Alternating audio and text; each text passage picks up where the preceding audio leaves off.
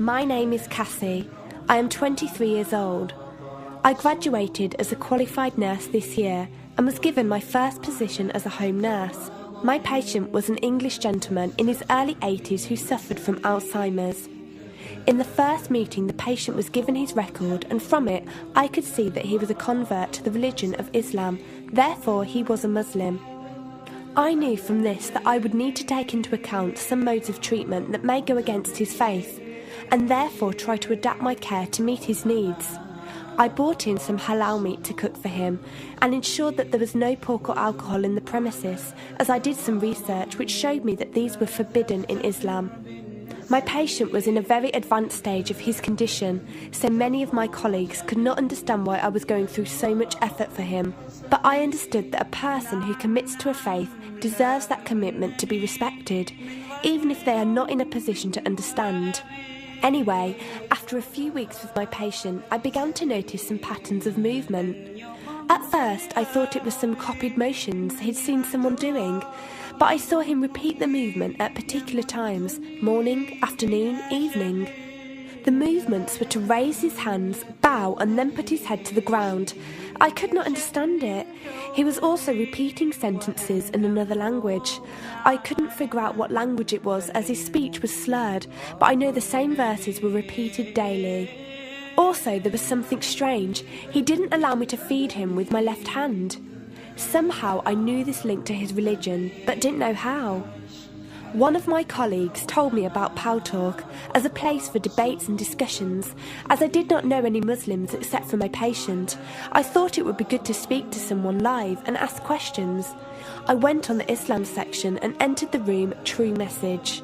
Here I asked questions regarding the repeated movements and was told that these were the actions of prayer. I did not really believe it until someone posted a link on the Islamic prayer on YouTube. I was shocked.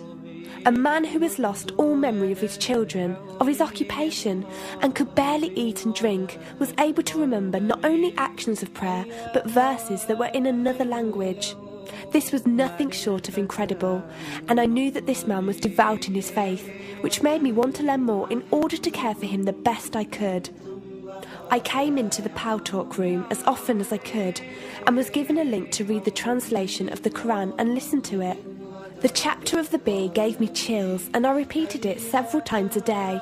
I saved a recording of the Quran on my iPod and gave it to my patient to listen to. He was smiling and crying, and in reading the translation I could see why. I applied what I gained from Paltalk to care for my patient, but gradually found myself coming to the room to find answers for myself. I never really took the time to look at my life. I never knew my father. My mother died when I was 3. Me and my brother were raised by our grandparents who died 4 years ago, so now it's just the two of us. But despite all this loss, I always thought I was happy, content.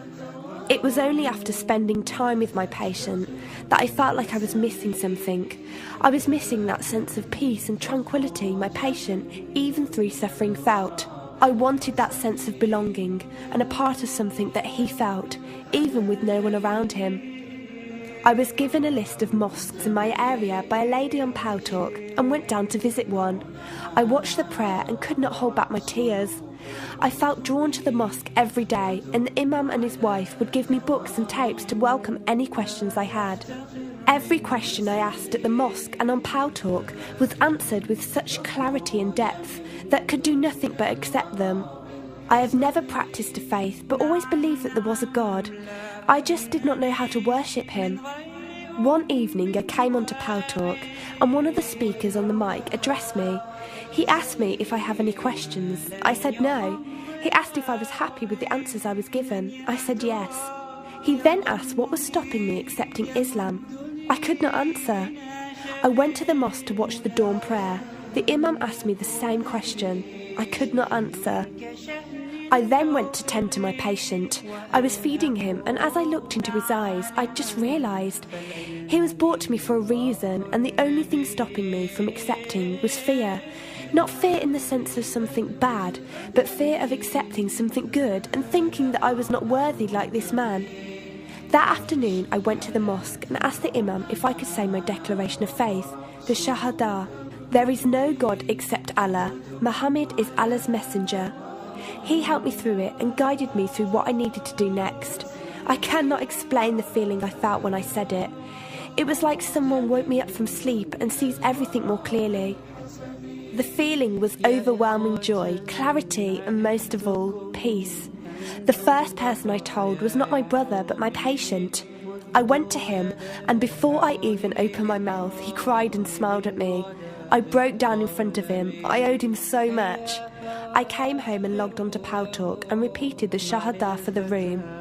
They all helped me so much, and even though I had never seen a single one of them, they felt closer to me than my own brother. I did eventually call my brother to tell him, and although he wasn't happy, he supported me and said he would be there. I couldn't ask for any more. After my first week as a Muslim, my patient passed away in his sleep while I was caring for him. Inna lillahi wa inna ilaihi raji'un. He died a peaceful death, and I was the only person with him. He was like the father I never had, and he was my doorway to Islam.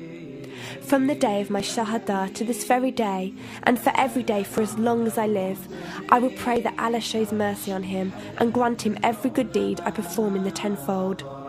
I loved him for the sake of Allah, and I pray each night to become an atom's weight of the Muslim he was. Islam is a religion with an open door. It is there for those who want to enter it. Verily, Allah is the most merciful, most kind.